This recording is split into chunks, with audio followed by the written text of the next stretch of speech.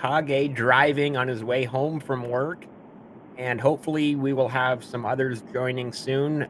Who knows? It was extremely short and late notice, so we'll see what happens. Kage, how is your New Year's Eve going so far? It's going great. Just headed home. I might go back into work again. It depends on how busy it is, but yeah, it's going great. What about you, sir? Yeah, all good. I'm happy to, just be closing out 2023. It was a pretty good year, not as great as I had hoped, but I'm already looking forward to 2024 and so many things that I want to improve and do better. So that's kind of, I guess, sort of the retrospective part of looking back on the past year and the future year coming up. Yeah, I saw your goals. One of your goals was to cut back on beer. What were the other ones? Can you do a brief overview over that? Yeah, definitely for sure. So being New Year's Eve and I had a couple beer left in the fridge, I'm just gonna kill the beer tonight and then try not to buy any more for some time. Right? Yeah. What else were your other goals? I just don't remember on the top of my head. Yeah, so that actually was number one, was to spend a lot less money on beer and alcohol. I do spend most of my money on beer and then like some hard iced teas and random, but obviously it adds up. It adds up real fast. Alcohol is expensive in Canada. It's taxed to the yin yang. You work in a liquor store, right? Yeah. Yes, I do. That's where I'm getting off of work for right now. It's my weekend job. So. Yeah. So just for perspective, like a 6 pack of these Bush, just regular Bush tall boys, a 6 pack is around 13 Canadian dollars. And the tall boys, the 24 ounce or 16 ounce? I don't know. They're 473 milliliters. Oh, okay. 500 milliliters. So that's about 16 ounces, I think. I could be completely wrong. I think it's about 16. You said there's 13.99. Well, they're around the 13, 12.99, $13 mark. Yeah. So, and then I you add yeah, in in the a U.S. hard you iced could tea for probably. another $3, and you're up to $17 real quick, basically, right? Yeah, the tall boys, like the really big ones, like 'cause there's like tall boys and there's like medium sized ones. The big Uh, tall boys, those are a little more pricey. Those are yeah. So like that's what we worth call a something tall after boy. tax. It's 473 mils. It's Ethos is saying those are 16-ounce cans. I'm sure. I don't know. I don't know on top of my head. I would have to convert it. Um, and I don't have I'd have to actually write it out. I know the Yeah, yeah, conversion rate. yeah. I just don't. Yeah. So my day job, I deal with a lot of because I'm a purchaser, and so I deal with a lot of American suppliers, and so I'm constantly doing the math back and forth to like pounds and kilograms, USD to CAD, and I do way more math than I should be doing at my day job, just con- just in conversions. Yeah. Algebra 1 is very important for you then. Yeah, yeah. So yeah, that was number one on my list is basically spend less money on beer and other alcohol, and then try my best to use the difference, the savings, obviously just to invest it right, put it right into whatever company that I want to invest in. Because I mean, I kind of look back at my 2023 spending, and I started tracking just in September. From September to December, I spent it was over $1,000 just on beer, right? Or beer and hard iced teas. And so I'm like, well, you extrapolate that out for 12 months, and I'm well over 3 grand on just on alcohol. And Yeah. that's not even counting like maybe buying a beer at a restaurant or anywhere else. That's just buying like take home beer from the liquor store or from the beer store, right? So um yeah, that was definitely number one on my list was to do my best to spend less money. I'm not saying I'm never going to drink a beer again. I'm going to have a couple beer tonight, then I'm going to try to really ease off over the next few days, the next week or two, and spend Yeah, you less might money. have one or two a night or something instead.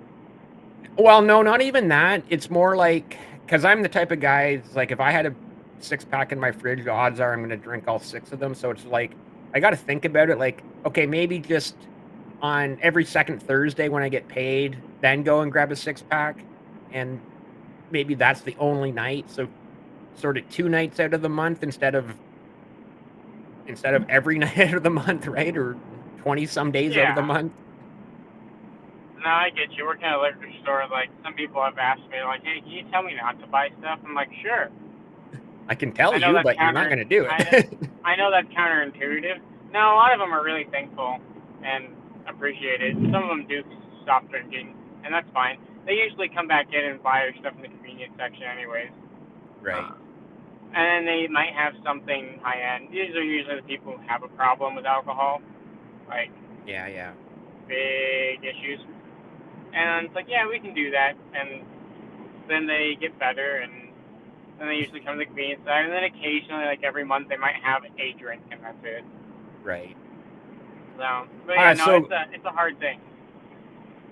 carrying on with your first question, though, because I did have 9 things on that list, and I'll see if I can remember them all off the top of my head. Number 2, I said to make more money. I said in brackets, hopefully a lot more money on YouTube. So thank you everyone who's watching. If you're not subscribed already, please do so.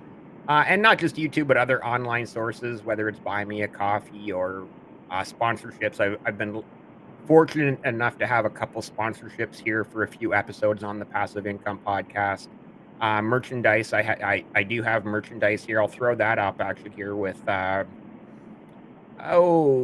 the merchandise is over there at buyinvestingshirts.com. So, just trying to, you know, sort of those what they say about having seven seven streams of income, right? So YouTube, merchandise. Obviously I'm not leaving my day job anytime soon. Um yeah, and that's sort of the way I'm looking at that number 2 goal, just try to make some more money from those online sources. Online income, it's 2023, 2024 as of, 5 or 6 hours from now, 7 hours from now. And it's a totally different economy, obviously, than from when I was growing up. Obviously, when I was growing up, there was no such thing as even the internet, let alone the creator economy or online content or making money online. So it's a whole new world and it's a whole new opportunity, right? Yeah, I completely agree. I had no idea I'd ever make $1 online. Like That's I another didn't great think it. point. Well, you saw what I responded to your tweet today. I was like, I saw your first tweet or post, and I was like, I thought that was a fake account at first because I'm like, you've done all that, right? And then you Yeah, replied, no, that was like, did you schedule that tweet a year ago? yeah. I was working at the liquor store, and it was like I don't remember. It was pretty late. It was like 8 p.m. It started to slow down, and I was like, you know what? I'm just gonna write out a bunch of my goals, and then I'll schedule this tweet out. So you wrote that tweet a year ago and scheduled it for today. Yeah, I scheduled it for the morning instead of because I wrote it in the evening, so it wasn't exactly 365 days. But I was like, let's just write these goals and see what happens. And then I woke up like within 5 minutes of it like being tweeted, and I got a couple like likes and stuff. I was like, oh yeah, I forgot that I did that Right. because I most of my tweets are scheduled, and I forget that I have them scheduled. Uh, Yeah, because yeah, that a was a good really chunk of them are. interesting recap of your year because you were like, I want to get to 5,000 followers. And I'm like, I think he's already at like 8 or 9,000 followers when I saw the first tweet. And you were like, I want to make $100 from online. I'm like, I'm pretty sure you're getting paid out from X and you've probably made that $100, right? So, Yeah, I made some money online and other sources too. It's not a whole lot, but yeah, I made a decent amount, like way more than I thought I would. Because I remember I like thinking about it, and I was like, I'll figure it out. Like $100, it's like 30 cents a day. I can do that somehow. yeah. Uh, I wanted to be through the internet, not like selling something online, uh, unless it was like a course. But I didn't make a course. Yeah, no. Uh, No, I might make a course, but I don't know. it was a great tweet. or a great schedule tweet. Like, that was awesome that you did that a year ago, and like it came up today, because it really gives that perspective of what can happen in a year. And obviously this is the perfect time of year, like, New Year's Eve, tomorrow being New Year's Day, that perfect time of year to have that uh retrospective, and the look back and the look forward, right? It's like a time capsule. Like I just posted one today for 5 years from now, uh, and then I did another one for 2030. I don't remember if I scheduled it for 5 years from now or 6 years from now. Oh, So Boomer, where are you, Boomer? You've got like that beautiful blue sky, that beautiful blue water, there's palm trees. Boomer, Boomer, what are you doing to us here, buddy? In Mexico. Can you hear me when I'm talking? I can hear you. Yeah. Okay, good. I got AirPods for Christmas, and I haven't really ever used them, so I have no idea how they work. Awesome. Kage and I were just talking about, well, the goals that I posted today and the goals from his pin or his scheduled tweet from a year ago that popped up today, and sort of just the perfect time of year, right?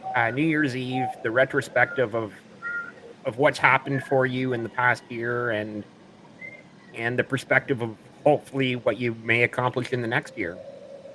I did hear a little bit. I was listening on YouTube as I was getting up here and getting ready. Nice. Well, thank you again for joining us. And East is how long is your drive there, Kage, before you get home? it's like a 35-minute drive from the place. 30-minute drive. I thoroughly enjoy it because I used to hate driving. Sorry, I'm turning right now, so I'm really focused.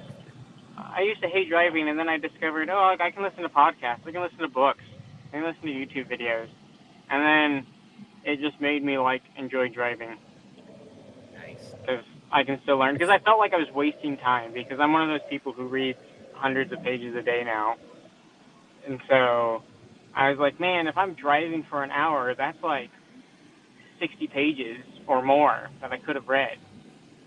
But now, like, I love it. Well, yeah, and you're the type of guy that reads financial reports just for fun. Yeah. Yeah, I learned what I can do too, because reading was a big struggle for me growing up. So, but what I can do is like I can just have the 10K report, and with like the iPhone, I can just highlight the whole entire 10K form or 10Q or whatever I want to read for the report, and I can just have my phone play it to me. And I'm at the point where I can listen to it around 500 words a minute and actually understand it. And so I'm like, wow, this is like faster than I can actually read. Yeah. This is awesome. And Sometimes I have to replay things because like they'll rattle out a bunch of numbers. I'm like, whoa, whoa, whoa, whoa, whoa, slow down. yeah, it's hard listening to a report when you don't get to actually look at it on the page. Yeah, Yeah, it's numbers. not too bad. So like this year alone, like I read 15 of like realty incomes. Like once you read about, I'd say around 50 of them, they're like all like you know what's going on because they're all structured relatively the same. Yeah. Especially like microcap stocks. Like Apple, I like Apple's the most because it reads like a microcap, and so that one's really nice. But like Microsoft, like no, I can't listen to Microsoft with like my phone because there's too many parts of that business. Oh, Master P in the house. Awesome. Thank you for Yeah. joining us. Master P, can you hear us? He's almost in the house. Almost in the house. Well, Almost. Kirby, how's Mexico going? Good. It's very sunny today, so it's great. It was a little off, cloudy and not that warm yesterday, but today's good. And the next 2 days are supposed to be good, so should be fun.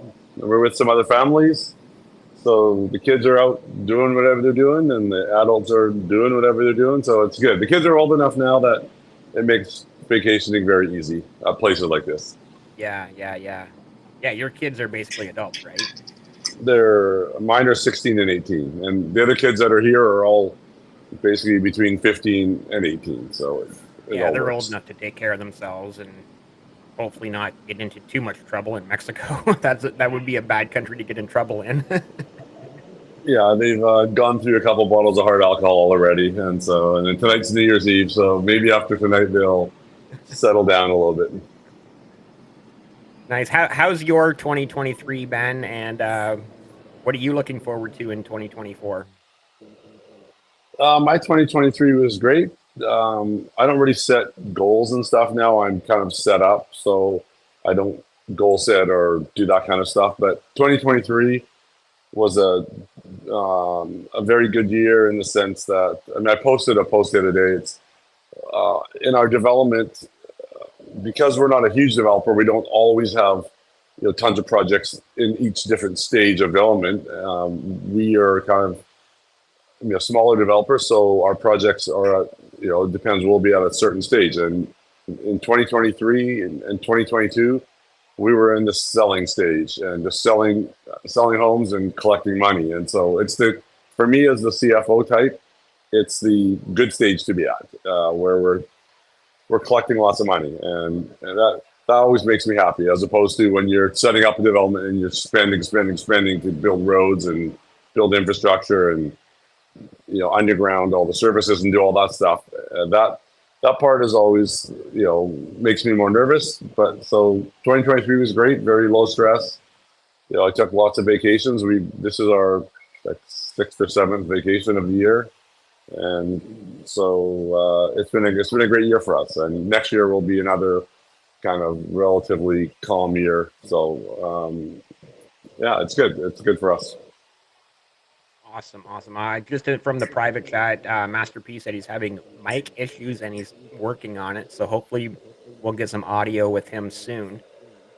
Going back to what we were talking about right off the hop with myself and Kage, uh, sort of the goals list that I posted today. So uh, I saw Well, yours about the yeah, beer. one off the hop, I'm gonna do my best to just drink less beer, and it's not even a health thing, it's a money thing. It's like I just spend way too much money on beer, and When I saw that, so September, it was like 3 months. You spent $1,000 on beer, and like $2 a beer. That's 500 beers. I'm like, that's a lot of beer for 90 days. So yeah, right? So unless you're it's inviting people, yeah. no, that was all me. Well, maybe I don't know. He might have had some, but he probably didn't drink too many. He's only a four-legged little 90-pound guy, so he probably didn't drink too many of them. He steals them, I think he might, right? trades them for bones. Yeah, he secretly drinks them at night, Yeah. trades them with the neighbor. It's the hard part Yeah. for him is opening them, but after that, he's all good. That's right. So yeah, that was sort of my number one thing. Number two was to try to make more money online, whether it's through YouTube ad revenue or sponsorships or buy me a coffee. Oh, and again, thank you, Boomer, for buying me a coffee on Buy Me a Coffee. That was very generous of you. I totally truly appreciate that. Um, so yeah, that's sort of number one and two. And then number three, I think I had finished writing and published the book that I started writing last year. And honestly, I wrote probably 5 or 6 thousand words last, I want to say April or May. And then I never looked, well, I looked at it again, but I never put any more words onto paper, right? Or keystrokes onto the Microsoft Word. And it's just one of those things I really want to finish and get out there and put it up on Amazon, and if I sell it for $7.99 or $9.99 a copy and be happy with. Honestly, one of the biggest things I want, one of the biggest reasons, and this is totally and completely egotistical, and you can slap me in the head for this, but one of the absolute biggest reasons I want to do it is just so I can post it on Facebook to all my old high school friends and be like, did you ever think I would write and publish a book? Right? What is the book? What's it going to be? Well, so the working title is Turn That Cash Register Around. Of course. Of course. And So that will it's a probably be the title, right? That's pretty cool. I have a book that I'm working on publishing as well. So that's pretty cool. And what is your book, Kage? Oh, mine is getting like just like how to get monetized on social media and like specifically Twitter and like little growth strategies you can do. They're all out there, but like nothing's really concise and in one place. And I want to make it like a continual book. It will probably be on like Gumroad because I update it like once a month or every week, and every time I put updates, I want it to like email everybody, be like, hey, look, there's a new update of this thing I found, or this thing I figured out is working really well, stuff like that. And are you currently monetized on Twitter? Yeah, yeah. Like this week alone, I have like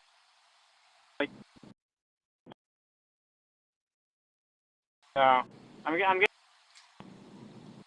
Sorry, you cut out on. So what I'm doing Did is you heard that, working. Kirby? Oh, sorry. I cut out. No, he cut out. Yes. Hello. How many impressions did you have this week? 6 million. Sorry, in 1 week? Yep, 1 week. Wow, that's tons. Yeah. Wow. So what I'm doing is working, and I'm not just posting like some people will get impressions by just saying one word. Like I'm posting like in-depth comments and stuff. Like it's not like one word or like just an emoji. Like it's genuine stuff of like how I feel, and like I want to like actually add something to it. And I found Yeah, that. no, definitely your posts or tweets add value because, you know, like you said, they're quite often over the 280 characters, and sometimes they're threads of like, here's what I've got to say, and you're providing some great insight, especially for people your age that can relate to you, right? Yeah, Mhm. your content is good. Like I read all your posts. I think as many as I see, but I usually pop into your account to read them because I find the Twitter algorithm, even on the just the followers page, shows like 1% of my followers posts. So I'll pop into their pages, and I made a post I don't know like 2 or 3 days ago about I followed a bunch of big accounts with like 100,000 followers, and they just post a bunch of the same shit every day. It's like completely useless. It's, Get rich and get off the grid. How often do you see yeah, that? well, here I actually Yeah, I don't mean mind. that's I funny. don't mind his account because No, I like him too. He's been on he here posts lots before of and funny he's stuff. good, Yeah, but it's a bunch of these other ones that just post the same shit and repost each other. Like, oh, you need to stay in the market. Great, thanks. At least that Dividend Yeah, Hero, he posts funny stuff and he posts like the picture of his grandmother's frying pan and all that stuff. Like his account is entertaining. I don't mind it, but a bunch of the other big accounts, it's basically just engagement farming, and then follow me for my course and give me yeah, money. It's the like, clickbait type of stuff. yeah, yeah, I hate Master those P, are guys. you yeah, I've there? Do seen you that a have my lot. Master P? Oh, Do we have audio with Master P? Hello? Oh, sorry, Kage, I we guess cut you not. off. Oh, You you did, know, yeah. I'm agreeing with you. I see that a lot. There's a lot of big accounts that do that, or I follow a few like CFAs or CPAs and stuff, and they'll just repost the same thing like 3 months ago and not change it whatsoever. Like I'm fine with reposting and like regurgitating content. That's fine. But I'm like, this is the exact like word verbatim. Like you didn't add anything. Like They, in 3 months, you should have been able to add something. I mean, I will regurgitate a lot of my tweets, be like, oh hey, look, like today I've made like Microsoft not a consumer staple anymore because Connor Mack he was talking about it, and I was like, oh, I should remake this tweet, and I made it a lot longer, and like pros and cons of arguments of why I think Apple and Microsoft are not discretionary anymore. They are a consumer staple, and Yeah. it's like No, I something I saw that. believe. I saw that post, and you were dead on. You were bang on accurate. Like people aren't going to go for 30 days without their, whether it's their iPhone or their laptop. Like we they're, rely on Microsoft and Apple, right? We do. yeah, Yeah. Yeah, totally. people argue it's like, well, Clorox is a consumer staple. It's like, okay, but you don't need to use Clorox brands. You can use Kirkland, Kroger, Target's brand, whatever. Like, they can be disrupted. Just because it's tech doesn't mean it can't be a necessity, especially with today's technology. Uh, I'll try to get back on. I just got home, Yep. so I saw your hands are no longer on the steering wheel. that would be Yeah. dangerous. I think that my hands now always on the wheel. All right. I'll see you guys. I'll try to get back on if I can. Master P joined Hello. with Chrome. Hello, Yes, we we heard have you. audio. There you We can go. hear Looks like a yeah. Firefox issue. So Oh yes, Firefox. yes. yeah, Restream It's still does a thing. like yeah, still a Restream does thing. I'm like still using Chrome it. better than Firefox I'm old and Edge, school. actually. This Good will to be be on great here. content because you guys both can relate. You guys are as old or older than me, and we can relate to what it was like investing way back in the 90s. Another great day, like being New Year's Eve for a retrospective of like what it was like to. I tell this story all the time. You were on the Passive Income podcast around episode 40, episode 41, and you were talking about driving around with a roll of quarters in your pocket to find a payphone to call your broker to give your 16-digit PIN number that you had in a Yep. scrap of paper in your wallet. I've told this story so many times. Yep.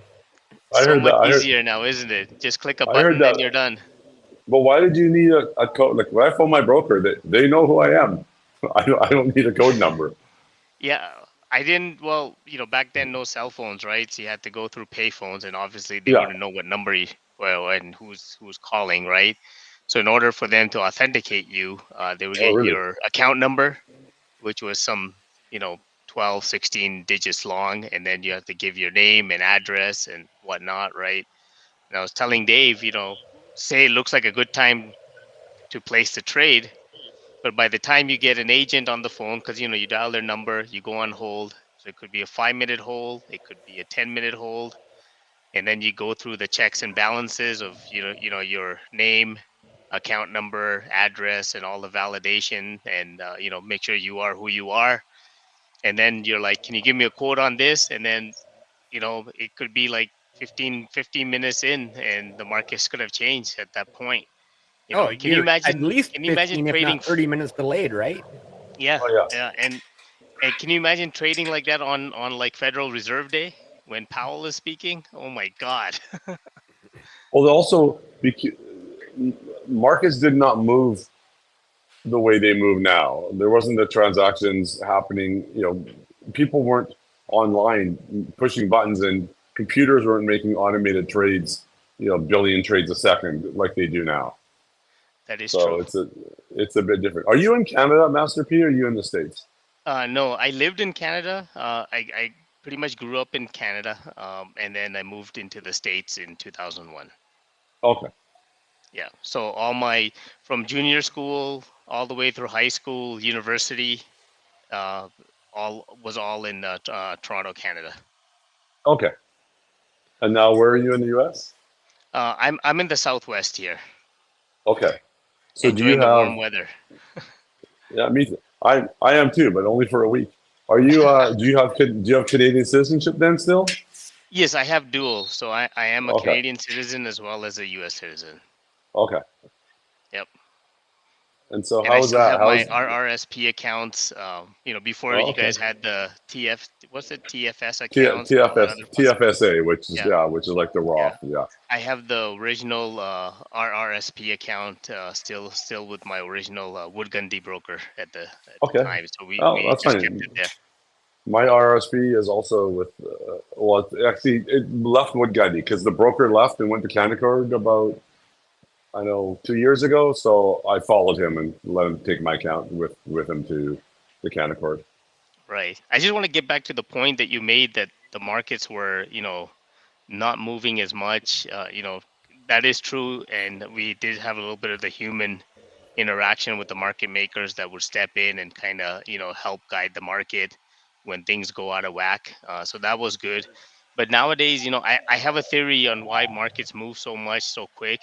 If you're in IT, and if you are a programmer, uh, you know, I believe that the logic, some of these brokerage houses are using the same logic on their automated trading software.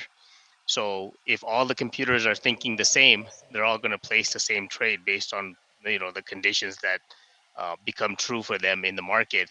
So instead of just a few orders coming in, if everybody has the same software, same logic, and trading the same way, all of these algorithms are placing the same order at the same time. And we know that the market is if you have more buyers than sellers, markets go up, and if you have more sellers than buyers, market go down.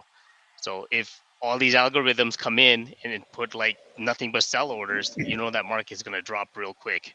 And Yeah, likewise, if that condition happens where it triggers a buy order, all of these computers and algorithms are programmed the same exact way. They're all going to place their buy orders in at the same exact time, causing the markets to run up real quick. Yeah, So that's a great point.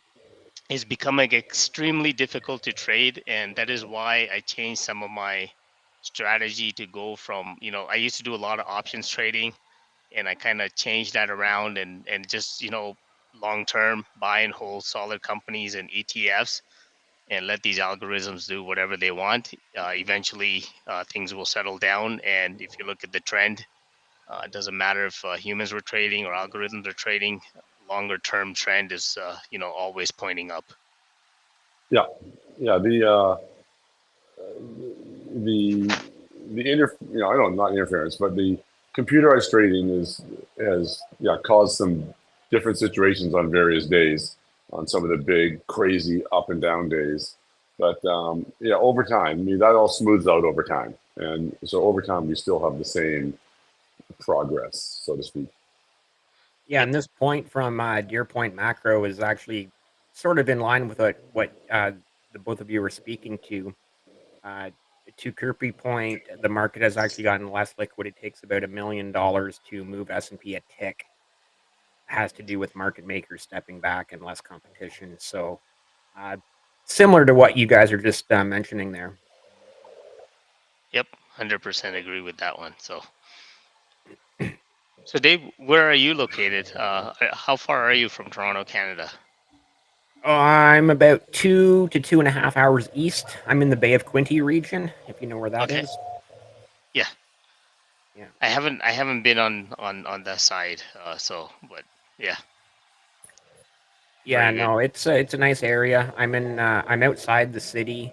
It's a small city that I like the city. I don't even I as a small town kid that grew up in the middle of nowhere has a hard time calling it a city because it's barely 50,000 people, right? Right. Um, and then yeah, I live outside that small city, and Nice. yeah, I mean, it's still a big enough city that has what you need. It's got the Walmart, the Home Depot. It had a Perfect. Lowe's until Lowe's became rebranded as Rona because of all of that. Has left Canada apparently.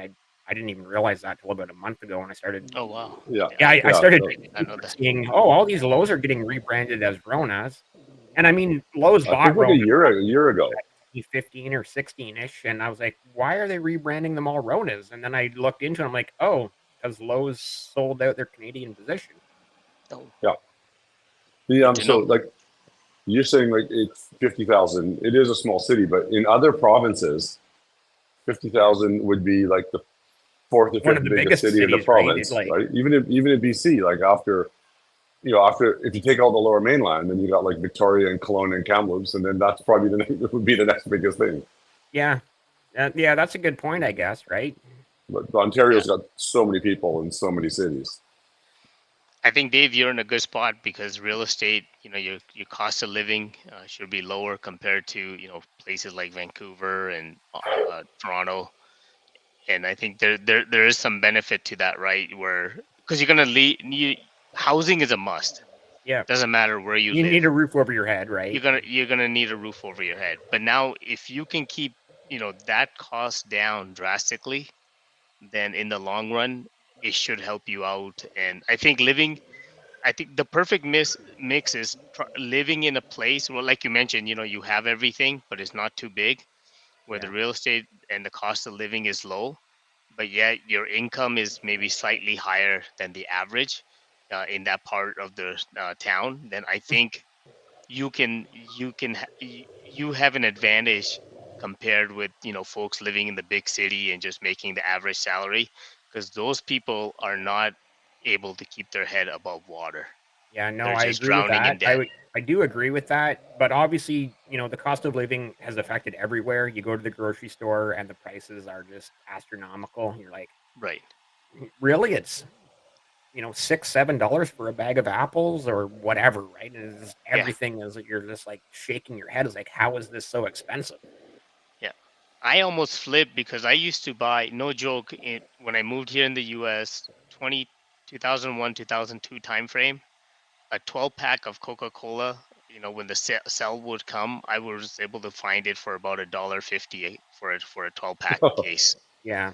And right? now you're And yeah, probably six, now $7 for a 12 pack so now minimum, right? there no more sale, and Pepsi or Coke, it doesn't matter, any one of those.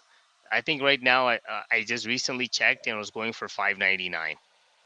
Yeah. So we can get that in Canadian when they're on sale, like at Safeway or Save On or whatever.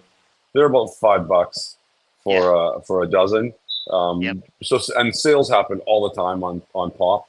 Also, Costco has pop for a good price all the time. We buy all our pop at Costco if we buy it. Yeah, exactly. Same thing with the chips, the local Chips, Kroger oh and yeah, and whatnot would, Lay's did, like, they would put the sale on the chips, but you got to buy like 4 bags or 5 bags to get the 1.99 per bag, right? And then I'm yeah. like thinking, who's eating 5 bags of chips? But You don't you're have to eat forced to them all buy at once. You can put like four but four you're of them in the cupboard and like wait till right, next weekend, right? right. Yeah, but Next and then you're tomorrow, forced to tomorrow, buy. not next weekend. Yeah, you're forced to buy with these 4 or 5 bags just to get the deal. And then if you don't, they're 1.99 with the deal, but without the deal and you just want to buy one, it's like 3.99, Yeah, Yeah. right? And you're gonna, if you just do the math, you look at that expiration date and you're gonna say, you know what, I'm just gonna pick up 5 and call it done Right. and just get the cheaper price and then not have to worry about it for about a month and a half and move on with your day. But yeah, if you're doing yeah. these onesie twosie shopping, I completely agree that the cost of living has just gone up drastically. Especially, in food inflation's been pretty close to the worst of all the inflation. It's been Yeah, food. I guess rent as well. Like here, rent's kind of gone crazy and housing, but food has really exploded. And going to restaurants, even I'll go pick up like sushi at lunch, and it's way more than it was a year ago, or 2 years ago. Oh yeah. Remember in 1998 in Vancouver, you could get like 12 pieces of sushi for 99 cents. wow. You know what? Well, you could, right? Right, Yeah, I Kirby? You guess. remember Yeah, that? that's a long time ago. I remember when a gallon of gas cost a nickel. Come on. Well, when I was in university downtown Toronto, Ryerson, 1994, a bunch of Oh, us it's not would called go up. Ryerson anymore. Apparently, they're not allowed to say that. Nope, Oh, you're okay. definitely Oh, not allowed wow. to I say didn't know. Ryerson. Sorry. Yeah. Yeah, no, So I mean, yeah. Ryerson's What is been it now? rebranded because TMU, Ryerson. Toronto Metropolitan University. Yeah, TMU. Okay. what did that guy do? The guy named Ryerson apparently did something bad in the past, so they had to Oh, okay. Yeah. So anyhow, rebrand I him think out of existence. yeah. So there used to be a me being Taco the white guy, Bell. I'm going to say this. I think he owned slaves. Okay. Yeah. Honestly, I think that's what it was. Yeah, right in front of Eaton Center on Yonge and Dundas. There used to be a Taco Bell there. Not sure if it's still there or not. But in 1994, they were running a campaign for Taco Tuesdays, and a whole bunch of us from university, our first year, we would head down for lunch. And I still remember all of us ordering like 10 tacos, 12 tacos, and just you can get you know that many tacos plus a Pepsi over there for like three to $4, Right. and we were in heaven, and Yeah, yeah. it was filling. We would have our 10, 12 tacos, have a drink, and that was like the best thing for us. They're cheap, and Yeah. finding something like that in downtown Toronto was just amazing. And You know, you're not going to find that anymore, guaranteed. Yeah. well, we used to have KFC used to do the Toonie Tuesdays at KFC, and like 15 years ago, I would go get it at lunch on Tuesdays, and it would be 2 pieces of chicken with fries, and that would be $2. Then it became 2 pieces of chicken just by themselves for $2. Right. Now I don't even think they have it for $2 Yeah. anymore. No, I'm sure they can't, it's right? too cheap. All the deals at the fast food places are gone now just because they can't You got to get the give out those apps. deals. I have Yeah, that's on the my new phone. thing now. I have the Subway app. I have the McDonald's app. I have the A&W app. I have Wendy's. I have all the apps. So if I'm going for fast food, I'm going on the app and see what I can Yep. get for free. Yep, So, exactly. That's the only way Interesting. to get those perks now. You got to have the yeah, apps. I have yeah. none So of those apps because if I did, I would end up going to those places way too often. Yep. they're good places. I love them. They're great places, but I would just be again all that money I'm going to save next year not spending it on beer. I just end up spending it on all the fast food joints. So What's your favorite beer, Dave? he No, drinks Bush. It's disgusting. What? I thought you'd be I like a didn't say that was my Molson. favorite. I said Oh, you've heard me say this before. It's the cheapest half decent beer. You've heard me say those Ah, exact words. but it's not even half. It's Okay, well, quarter. 40% decent Yeah, for the price of okay. it. no, but if you had to choose, what is it? Labatt's, Molson? What is it? What is it? Oh no, the best beers now are the microbrews, but oh my god, those are so expensive. Oh Yeah, yeah. Okay. Yeah. There's so many There great weren't. There weren't. like so many great microbreweries everywhere, Oh yeah, everywhere, wow. Yeah. and they yeah. all make There weren't that many when I left Toronto. So my favorite at the time was I think Labatt Ice. I used to love that beer. Ice. Labatt Yeah, Ice, just very it was a nice. thing. It was a thing for about 2 or 3 years, right? yeah, Ice that came and then it kind of went. Yeah. Yeah. interesting. No, you guys are 110% died. Hit the nail on the head with food inflation has been crazy. Obviously we've been talking about that. One of you mentioned like rental prices as well. And again, going back to this small city I live in, luckily I don't rent. I have a house and uh, a reasonable mortgage. But the people I work with and other people that I know living in the city, the rents they're paying for this small city in central to eastern Ontario, they're paying like Toronto rents, 2 grand a month for an apartment.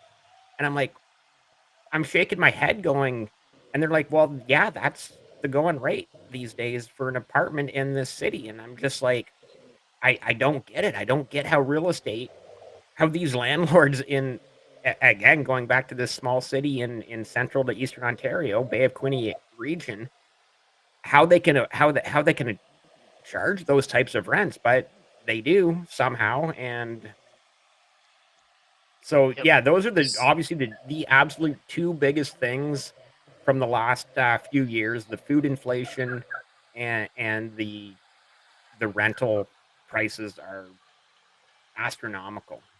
And that makes up the bulk of people's spending for a typical person is Well, food yeah, and housing. I mean, the only other Yep. big one for most people would be transportation. My suggestion, if anybody listening and rents high or they can't afford the house, maybe the location that you're looking for is kind of hot, and I understand the convenience factor and whatnot, but maybe give up a little bit of convenience, maybe drive 5 minutes further, 10 minutes a little further, if it's going to help you get the same quality or same amount of housing for a lot less. And I think yeah, I would be willing to make that sacrifice until I'm at least in a better area, yeah. and Well, the price use of that gas isn't opportunity going to down either. save. That's the problem. Yeah, Okay. yeah, but I think if you look at it, I think you'll save more because gas is not that high that it will cover that expensive rent of just staying in the most ideal place, right? So try to get out Yeah. 5-10 minutes extra. you know I wouldn't, if you're a family man, I wouldn't say sacrifice and try to go into a bad area. I understand some of that influence on the kids and whatnot, so you got to balance that out. But if you go a little bit more in the suburbs, somewhat of a decent area where the schools are still somewhat good, then let go of some of that convenience. So what if it takes another 3-5 minutes to drive to Walmart or Home Depot? Well, and that's the nice thing again here. It's a small city, so you can really get out of that. There's barely even any real suburbs to the city. It's just like city, then rural. So you Right. get it far enough north or east or west of the city, and you could have like a nice farm for the same price as what you're paying in town, and Yep. then you've got your kids have 50 acres to run around on, right? Right. So, I yeah, guess it depends. Yeah, in Vancouver, 5 minutes is going to not do much for you. You're going Right. to be driving for another hour yeah, or Right. half five an minutes hour. is just it doesn't Yeah, even you've get you gone. over the bridge, right? Yeah, I know you've got a few blocks, so Right. yeah, it depends where you are Yeah. to be able to get some relief. But the housing, yeah, it is the housing situation is tough, and Canada's letting so many people in the country every year, but it's so hard to get anything built that I'm not sure where all the people that arrive, where they all go. Because Yep. if we're letting 1 million people in last year and this year, we're not building housing for 1 million people. Yep. That's not happening. So those people are just, I don't know, doubling up and tripling up or staying with family, extended family or whatever. But there's certainly not the amount of housing need that's being built to Right. accommodate the amount of people arriving. So Yeah. let me ask you guys this question. Since we're talking about housing and mortgages, I am looking to up my position in the banks. You probably saw my tweet a little bit earlier where I'm trying to, the ones that at least trade on the NYSE, the of the Canadian banks. I'm trying to get to 1,000 shares. For some, I'm close. I think like 500, 600. For others, like Royal and BMO, they're a little bit more expensive, so I don't have that many shares just yet. But I am looking to increase my stake. Um, just for the simple fact, just following, Johnny Boy, right, with his bank investments, and Yeah. at one time, for my parents' account, I did own a lot of the bank shares. You may remember, I don't remember the exact year. I think it was 94, 94, 90. Sorry, yeah, 94, 95. When I still remember on the radio, 680 News, they came in, but just broke out, just before market opened, that the Canadian banks were looking to merge, and the bank stocks were up like $8, $9 a share that day, and then all the hype around. But I think all of that kind of fizzled out when everybody came to their senses and saying the government won't allow it. It's got to go through regulation and it won't pass.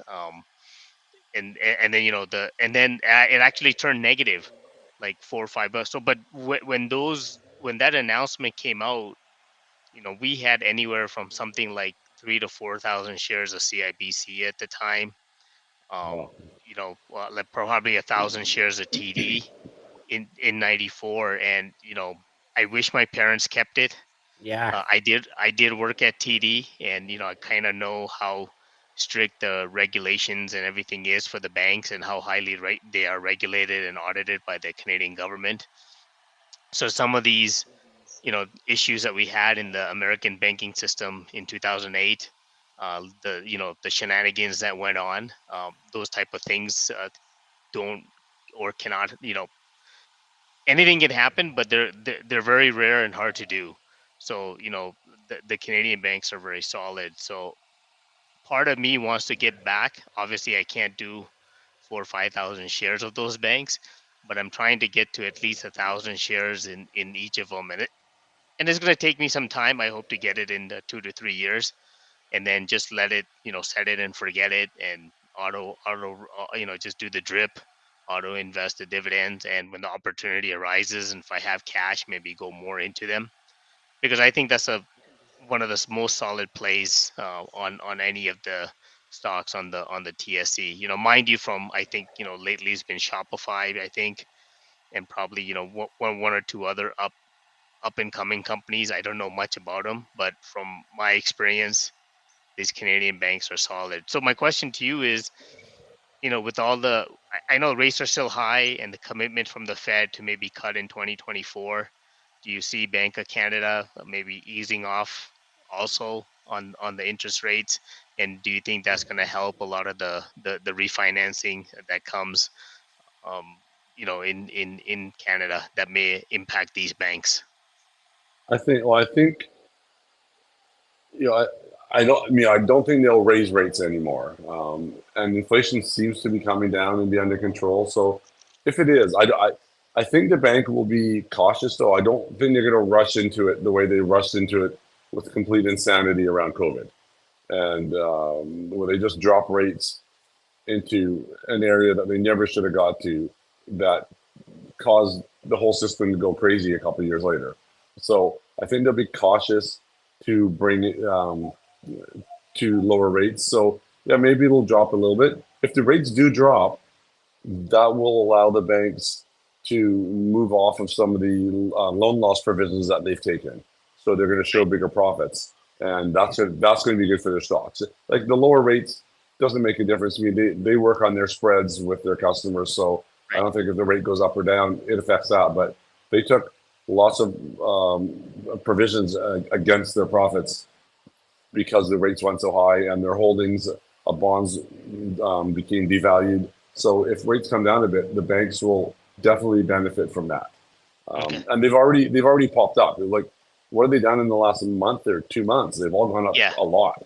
So, They've and been that was just and nothing's actually changed, but the sentiment has changed that people are expecting rates. The sentiment changed that rates will stop rising, and then by the end, by middle of December, the sentiment became that there will probably be rate decreases next year. So right. the bank stocks have already been on a huge tear. Yeah, yeah. I think what I saw like a 10 to 12% increase in like about a month and a half time frame. I know because Yeah, I mentioned I'm in the accumulation phase of getting these shares, yeah, and cursing at myself is like, why didn't you just buy way more when you could have, instead of right. going slowly, right? So I mean, it's a double-edged sword. Nobody knows what the future That holds. So I was just trying to hindsight is manage my risks. 2020, right? Yeah, Yeah, yeah. And for me is I just try to manage my risks so that if it does shoot up, great. I still own the shares, but I'll just buy slowly. And if it's on its way down and is a solid company, I'll again just be buying. But maybe a little bit more aggressive because I feel like it's a more solid company, and we have an opportunity here. I feel yeah. like there was a lot to unpack there with your initial statement. Going back a few minutes about the Canadian banks, you're talking about the idea of some of them merging back in the 90s. And I do recall TD, Toronto Dominion, and Canada Trust did Yes, more or less merge. And now, yes, like, there used to be TD Canada Trust all over the place, and now Canada Trust is just a brand name that's right, gone with the dodo bird, right? It's just right. disappeared. Yeah, Um, I don't remember how they were paired up. I know TD and Canada Trust mentioned it, and I think if I remember something like Royal Bank was going to merge with like CIBC, and Bank of Montreal was going to pick up National Bank. I might have gotten the pairing wrong, but it was something to that effect. yeah. So the bank stocks were just going crazy. Like when the Well, and news I broke think in out. retrospect, it's a good thing that didn't happen. And, Yeah, um, but just going back to Kirby's point, I sort of, well, I definitely agree with pretty much everything you just said about the interest rates. We see the Fed saying in the US, the Fed is planning on cutting rates soon. BOC, Bank of Canada, has said we're not going to cut rates yet, but they've definitely have not hinted at any more raises. So I definitely feel like probably after the Fed cuts in the US, because Canada tends to follow the US, whether it's a month or 2 months or 6 months later, right? So at some point, Bank of Canada will also cut interest rates, and that will ease the pressures not only on the bank stocks but on the REIT sector as well, right? Like REITs have been hammered with the high interest rates because obviously the REITs are real estate that have mortgages and properties, and they're they've just yep, literally this past year they've been hammered. So um, and even just personally, I'm looking at my own house going, well, I really hope that when I'm up for renewal in another 3 years, the interest rates have come back down so that I'm, not renewing at 5, 6, 7%. I can renew again at 3.5%. That's kind of what right, we've tried to get used to. right. That'll So, be 3.5 is pretty low. I mean, we went through a one-time craziness where people were getting below 2, but 3.5 or 3 is still super low. So Right. if we get to something like that, then our economy is going to have to be going through some real crap times to get interest rates Well, down to even if those they tell levels me again. it's 4 is a lot better than 7, right? Yeah, yeah, yeah. What's your number now? Oh, I locked in when I bought this place in August of 2022. sorry, 2021. So I've been here just Okay. over 2 years now, and it was either 2.9 or 3.1. I'd actually have to go and look at the paperwork to see Okay. which one it So was, but it was right in that range. approximately Right? 3%. Yeah, around Yeah, 3%. yeah, I mean, it's so low. I mean, it got to be where money was almost free. Like it was free money, and people were born, and it distorted the economy because of that. Do you And I live think close to where did you grow up there, Dave, in that area? Or did you grow up somewhere else?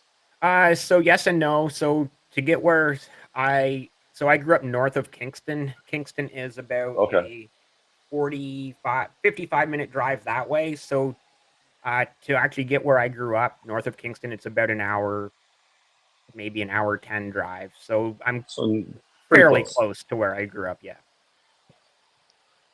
yeah, Dave, the other point I was going to take, not just the REITs as well, right? But I think some of the telecommunication, where a lot of the investment's been done by BCE and TELUS, if they can Yeah, they refinance carry a lot that. of debt as well, right? Yeah, Oh and then yeah. also the utilities, right, and Enbridge, Utilities and and yeah. pipelines. Yeah. So hopefully, some of those turn around as well, and start giving better gains in there as well. So yeah, Yeah. Like big Canadian stocks are like the financials, the utilities, the telecommunications, and they are all companies that are very dependent on interest rates. Yeah. yep, Whereas in the States, like their big companies are all these giant companies you deal with every day, like Home Depot or Apple or Starbucks or Nike or all these great companies that we don't have any of those companies in Canada. And right, we have all those brands, but they're all American brands. And so their stock market is not as interest rate sensitive as ours is. Because Yeah. right, our staples that all the people hold in their RSPs and hold in the stock accounts in Canada, which most people hold largely Canadian stocks. It's all those stocks. We don't have that diversity of companies to invest in. Like every time you look, you're reading what's coming out. There's certain guys post, earnings reports tomorrow or these 20 companies. It's like, oh yeah, I've never thought about that company for ages, but it's like a gigantic company, yep, and every day like there's 20 gigantic companies in the states issuing earnings every day, and all of yep, them are huge household name companies, yep, and we don't really have hardly anything like that, and yeah. so And I think there's limitations, right, in the RRSP and the retirement accounts, where a certain percentage of your portfolio has to be in Canadian stocks, I believe, right, I or Canadian I ETFs. don't know, honestly I don't Yeah, know. because I What remember when I Just was to in, make yeah, when I Bob had my Cockhan would know. accounts. He Yeah. Yeah, Yeah, when I had Bob my would know accounts for sure. at Wood Gundy and working with my advisor, I'll be like, just throw it in the S&P 500, right? Like, why even bother with TSE or whatever? And he's like, there were regulations, like a certain percentage of your portfolio had to be in Canadian mutual funds or ETFs. There weren't ETFs around at the time, but Yeah. they would have to be in Canadian mutual funds or individual Canadian companies, right? So I think it was like a 70-30 or 60-40, something like that. Okay, maybe. Yeah. So I don't know if that still exists, those, but I'm not sure. yeah, I just wanted to make a point too about tech stocks. Kirby, you mentioned like Apple in there, and obviously there's the Microsofts and so many other great U.S. Tech companies, Nvidia, and the list goes on and on. And then you look at the history of tech companies in Canada, and you've got CorelDRAW, Nortel, BlackBerry. BlackBerry. Yeah, they're all Like gone. all of these companies had these massive run ups where some people made money on the way up, but most people probably made lost money because you buy at the top. Oh, this company's doing great. Like BlackBerry at one time was trading for what, 130 or $150, and now what does BlackBerry trade for? Like $6, right? So Well, and Nortel was like, what did Nortel get to be worth 30 or 40% of the entire stock exchange? Something yeah, like yeah, that before it yeah. crashed. And now Shopify went insane a year ago. And it came way back off, but I think it's gone up again. I don't own it, but Shopify had a gigantic run up. And I'm gonna so so, give you another name on the tech stock, ATI, if you remember that. It got bought out um, by AMD, the graphics card okay. company. Yep. Okay. I don't remember that. Yeah. So no, but that I'm was just a kind of huge. wondering like what's going wrong with the tech sector in Canada when you look at these companies. Like obviously BlackBerry was an incredible company for the basically 10 years, right? From about 1999 to 2009, give or take. Yep. And, you know, Blackberries were the first smartphone. They like first in wins, but They not got this killed by time. Apple because no, but The the iPhone iPhone is destroyed such an BlackBerry. it's such a great product. But also the big phone ones then. So there was BlackBerry, Nokia, and Motorola. That's what everybody had. Yeah. Nobody has any of those now.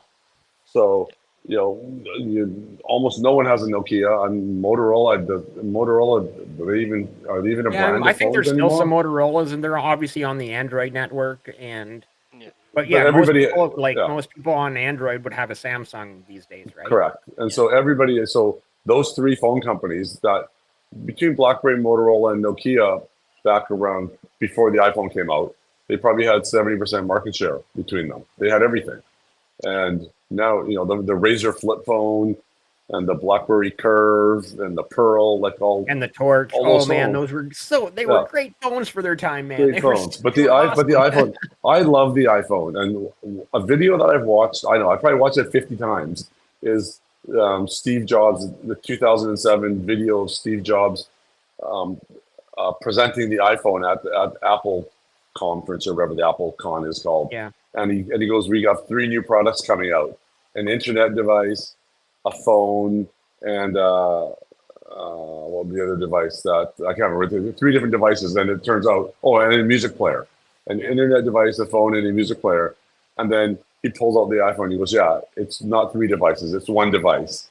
And he goes, it doesn't have. He goes, and it's going to have the best stylus ever made by humans, the human finger. And he shows it because before that you had to have a stylus, or you had the Yeah. little wheel on the BlackBerry to move the cursor around.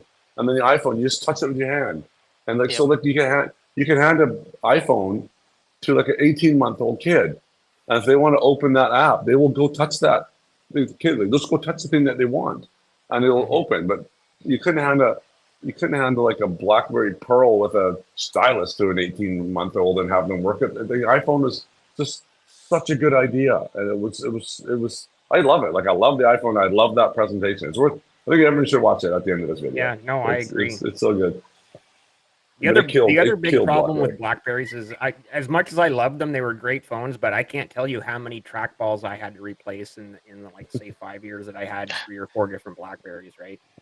Right. And then, but everybody had a BBM number, and everybody would BBM each other. So that was very revolutionary as a text messaging type app that predating WhatsApp and those things that everybody had. Like, I never had a BlackBerry. My wife had one, and like all my brother and sisters' kids had them, and they all BBM'd You each are other no all the longer allowed time. to call yourself boomer.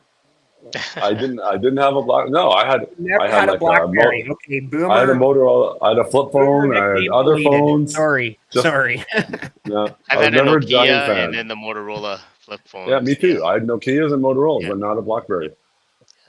I Wow. did I have a had so many BlackBerry. Blackberries. Yeah. I had at least 3 or maybe 4 of them, and like I said, within the time frame of about that 5 or 6 year time span, right? At least 3, if not 4 of them. And honestly, they were all great. They were amazing phones for that time period, but they simply did not keep up because, like you alluded to, the iPhone came out and just destroyed them. Yeah. Hey, It was. Dave. It's such a good product. Yeah. Just to change topic, I have to get going here, so it's been a blast. Wishing you guys, Boomer and yourself, all the best for 2024. Keep trading it, keep stacking it. I know I'm still in that accumulation phase, so I'm not retired yet. I still have probably another 7 years to go. I'm trying to cut it down to 5 if I can, but I think I'll need the 7 to 8 just for that little bit of extra padding, so that if something big were to happen, or some drawdown or whatever, I don't have to sweat it as much, or whatever the case may be. But wishing you guys all the best, and take care, and keep providing the great content that you guys do, and sharing the ideas and learning off of each other. I think that's what makes our DivX community really great. Awesome. Yeah. Thank you so much for jumping on and joining us. Totally Hey, appreciate you being here as well. Happy New Year. and Thank you. all the best for you and your family and all your loved ones in 2024. Thank you so much, guys. Take care. All right, see ya. Bye. Okay. Bye bye. Bye. All right, Okay, so Boomer, and it's just us. let's talk non-stock. So what else is going on? You're still a giant Canucks fan, obviously. They're Yeah, having a great season, yeah. surprisingly great. I was not expecting this. I was like everyone else expecting them to be a bubble playoff team, grab that 7 or 8 wild card spot, and now they're suddenly like they have a 14 or 16 point cushion on 4th place in the Pacific Division. So, I mean, you can't ask for anything more than that, right? Yeah, I hope they do well. They've disappointed us, especially in January. So many different Januaries over the decades where they've had a little good run in the fall, and then they just have like 1 point in January, and Yeah, But this year they actually seem like they're a good team. When you watch them, they're super exciting. yeah, They play a really great style for the fans. So hopefully it's not just a flat. Like I hope they're good, and I hope that it yeah. kind of pans out for them. No, extremely. What Rick Tocchet, the head coach, has done there, instilling the accountability, responsibility, defensive structure without sacrificing or eliminating the offense. Because we've known for years that team has offensive talent, right? Elias Yeah, Peterson, Quinn Hughes, one of the best offensive defensemen in the league. JT Miller, yeah. Brock Besser, like they've got offense coming out the yin yang, and we've known that for years. But this is the first year where they've actually been accountable defensively and had that structure. And honestly, that's the biggest difference. It's like they're still scoring goals, they're still putting points on the board, but they're putting less pucks are going into their net. So Well, Quinn Hughes is his defensive game is night and day. Like it was never like this before. And Tyler Myers is not as terrible as he used to be. So he was every time he was on the ice, the other team would score. He was like this giant freak that didn't know how to the play hockey. chaos It seemed draft. like I didn't realize. I looked and just found out that he won the Calder. How could that guy have won the Calder? It's Yeah, well, unbelievable. 10 years ago is a big difference, right? Yeah, but he's never been good as far as I can tell. But so he is actually, competent now. Hronik is a great defenseman to have. So I don't know. Yeah. They're good. They're Well, actually not just seem that, good. like the trades and acquisitions that Patrick Alvin and Jim Rutherford have done has been amazing, right? Picking up Hronik, picking up Zadorov, um, Yeah. Cole, Susie. It's just been, it's been night and day from the Jim Benning era, where Jim Benning was pretty decent at drafting. Like, look at the draft picks, the Yeah, Demko, we had good Hughes, draft picks. Yeah, Peterson, a lot of great yeah, draft picks, and some stinkers in there too, because everybody has of those. course. Yeah, Who would have thought Jake Virtanen and Ole Levy were going to be busts back, going back 7-8 years ago? They looked like top end talent. So yeah, you draft them, but they were busts, right?